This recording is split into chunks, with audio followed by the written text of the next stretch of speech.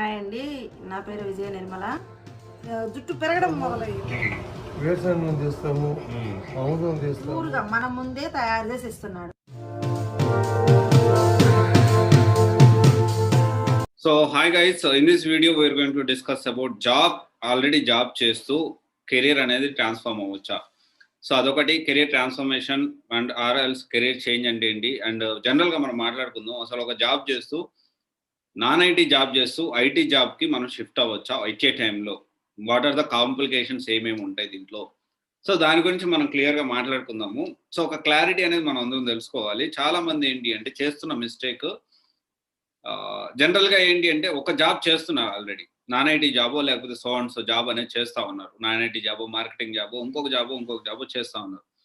ఈ జాబ్ చేస్తూ ఈ ఐటీ జాబ్కి షిఫ్ట్ అవ్వాలి అనుకొని ప్లాన్ చేసుకుంటారు. దానికి సంబంధించి ఏమేమి కాంప్లికేషన్స్ ఉంటాయో నేను మాట్లాడతాను. ఫస్ట్ ఆఫ్ ఆల్ ఏంటి అంటే మనము నాన్ ఐటీ నుంచి ఐటీకి షిఫ్ట్ అయ్యేటప్పుడు మనకు కంప్లీట్లీ ఐటీ అనేది కొత్త. మనం ఆలోచించాల్సిన విషయం ఏంటి అంటే దానికి మనం టైం అనేది ఎక్కువ కేటాయించాలి. నాన్ ఐటీ జాబ్ అనేది రోజుకి 10 గంటలు పోతే ఆ తర్వాత మనకు అనేది చాలా తక్కువ టైం అనేది మిగులుతుంది. నాకు ఫైనాన్షియల్ బ్యాకప్ లేదు సార్, నేను ఈ జాబ్ చేస్తేనే నేను దానికి షిఫ్ట్ అవుతాను, అవుతుందా, వర్కౌట్ అవుతుందా? అవుతుంది. ఎప్పుడంటే మీరు కంపల్సరీ ఓవరాల్గా 6 మంత్స్ టైం అనేది తీసుకోవాలి. 6 మంత్స్గా అంటే తక్కువగా నాకు నెలలో జాబ్ అయిపోతుందా, నాకు 2 నెలల్లో జాబ్ అయిపోతుందా, ఈ జాబ్ అయిపోగానే, ఈ జాబ్ రిజైన్ అవ్వగానే నెక్స్ట్ డేనే నేను ఇంకొక జాబ్లో షిఫ్ట్ అవ్వచ్చా? నాట్ పాసిబుల్ అండి. ఎందుకంటే ఇప్పుడున్న ప్రజెంట్ సిచ్యువేషన్లో కంపల్సరీ ఎవరైనా కానీ వాళ్ళ ఓన్గానే క్రాక్ చేసుకోవాల్సిన పరిస్థితులు అనేవి ప్రజెంట్ ఉన్నాయి. ఇంకో ఇది మనం గుర్తించాలి. ఓన్గా క్రాక్ చేసుకోవాలి అంటే దానికి కొంత టైం అనేది మనం కేటాయించాలి. అండ్ దాంతోపాటు ఏంటి అంటే ఈ ఫైనాన్షియల్ బ్యాకప్ అంటే మనం ఒకవేళ కోచింగ్ తీసుకుంటూ మనం ఒక జాబ్ చేస్తూ కోచింగ్ తీసుకోవచ్చు. కానీ కంప్లీట్గా జాబ్ ట్రయల్ స్టార్ట్ చేసేటప్పుడు మాత్రం మనం కంపల్సరీగా ఫుల్ ఫోకస్ అనేది జాబ్ ట్రయల్స్ మీదే పెట్టాలి.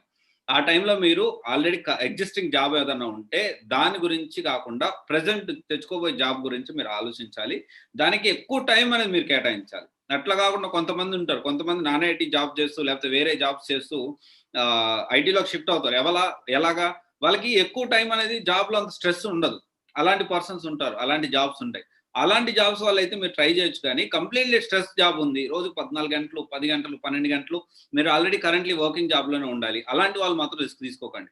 అండ్ ఇంకొకటి ఏంటి అంటే పిఎఫ్ అకౌంట్ ఉంటే నాకు నెక్స్ట్ జాబ్ ప్రాబ్లం అవుతుందా? ఇక్కడ ఏంటి అంటే చాలా క్లారిటీగా మనం కొన్ని విషయాలు తెలుసుకోవాలి.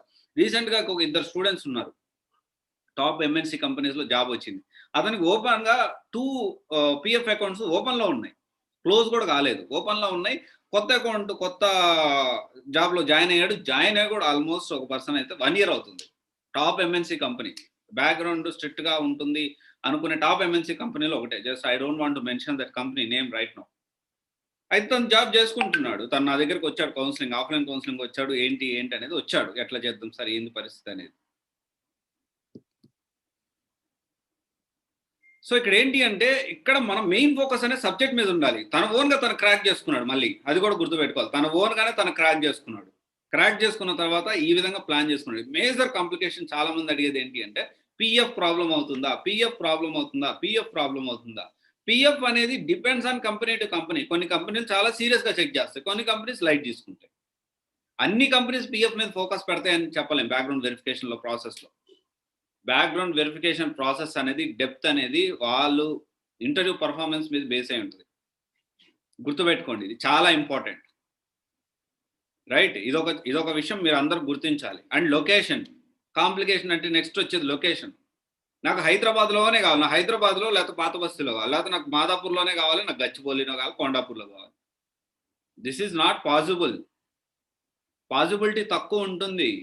Wear ever you got the job you need to go. If you are ఇనిషియల్గా నువ్వు ఎక్కడ వస్తే అక్కడ వెళ్ళి చేసుకునేటట్లు ఉండాలి. తర్వాత నువ్వు మార్చుకోవచ్చు. నీకు ఫ్యామిలీ ప్రాబ్లమ్స్ ఉండొచ్చు, ఇంకోటి ప్రాబ్లమ్స్ ఉండొచ్చు. But still if you are serious about job, definitely ఎక్కడ జాబ్ వస్తే అక్కడికి వెళ్ళాలి. తర్వాత కావాలంటే 6 నెలల తర్వాత, సంవత్సరం తర్వాత మళ్ళీ నువ్వు వేరే బ్రాంచ్కి, నీకు అనుకున్న హైదరాబాద్ బ్రాంచ్కో లేకపోతే కొండాపూర్కో గచ్చిబౌలికో ఉన్న కంపెనీ ఎత్తుక్కొని అప్పుడు జాయిన్ అవ్వు. స్టార్టింగ్లోనే నాకు ఇక్కడే కావాలని కూర్చుంటే చాలా టైం పడుతుంది. జనరల్గా చాలామంది అడుగుతా ఉన్నారు, ఎన్ని నెలలు పడుతుంది సార్, నాకు 1 నెలలో జాబ్ వచ్చేస్తుందా, 1 నెలలో సాఫ్ట్వేర్ జాబ్ అనేది వస్తుందా? మినిమం 6 మంత్స్ పడుతుందండి.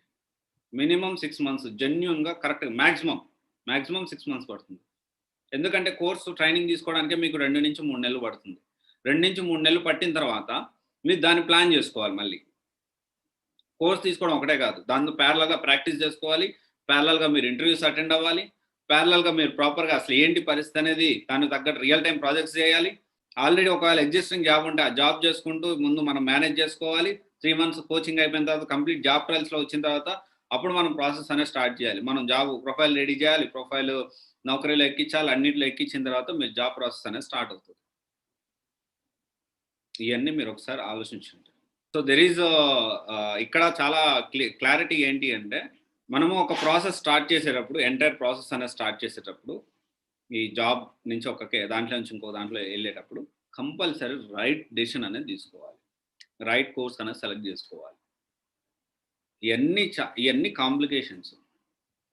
ఏది పిఎఫ్ ఒక కాంప్లికేషను, ఆల్రెడీ కరెంట్ జాబ్ చేస్తూ మనము కొత్త జాబ్ ట్రై చేసుకుని ఇదొక కాంప్లికేషన్. వీటన్నిటిని ఓవర్కమ్ చేయాలంటే ఎక్కువ టైం అనేది స్పెండ్ చేయాలి, ఎక్కువ టైం ప్రాక్టీస్కి పెట్టాలి. క్లాసులు వినరు, ప్రాక్టీస్ చేయరు, గొంతమ్మ కోరికలు కోరుతారు. నాకు జాబ్ రావాలి, అర్జెంట్గా రాత్రి కల్లో నాకు జాబ్ రావాలి. డబ్బులు కడతారు, డబ్బులు టైంకి కడతారు, డబ్బులు అందరు అంటే కోర్స్ జాయిన్ అవ్వగానే డబ్బులు కడతారు. డబ్బులు కట్టిన తర్వాత టైం టు టైం మనం క్లాసులు వింటాము, కొన్నిసార్లు వినము, తర్వాత నాకు జాబ్ రావాలి అంటారు. ప్రాక్టీస్ చేయము కానీ జాబ్ రావాలి. నాట్ పాసిబుల్ అండి. కష్టపడకుండా మీరు ఓవర్కమ్ చేయాలి ఏదైనా సిచ్యువేషన్ అంటే నాట్ పాసిబుల్. కష్టపడకపోతే కష్టమే, ఎవ్వరు మీకు సపోర్ట్ చేయరు. ఇంకొక విషయం, మీరు జాగ్రత్తగా ప్రాక్టీస్ చేసి డౌట్లు అడుగుతామంటే ఎంత వరస్ట్ ఫ్యాకల్టీకైనా, ఇంకా వరస్ట్లో వరస్ట్ అయితే మనం ఏం చేయలేము, ఎంత వరస్ట్ పర్సన్కైనా కానీ, ఎంత వరస్ట్ మెంటర్ ఫ్యాకల్టీకైనా కానీ, అరే వీడు నన్ను అడుగుతున్నాడు, ఇంకా నేర్చుకొని ఇంకా వీడికి సమాధానం చెప్పాలని ప్రతి గురువుకు ఉంటుందండి. ప్రతి గురువుకి ఇది ఉంటుంది. కష్టపడుతున్నాడు రా వీడు అడుగుతున్నాడు రా, ఈ డౌట్లు నేను చెప్పాలి అని ప్రతి ఒక్కరికి ఉంటుంది.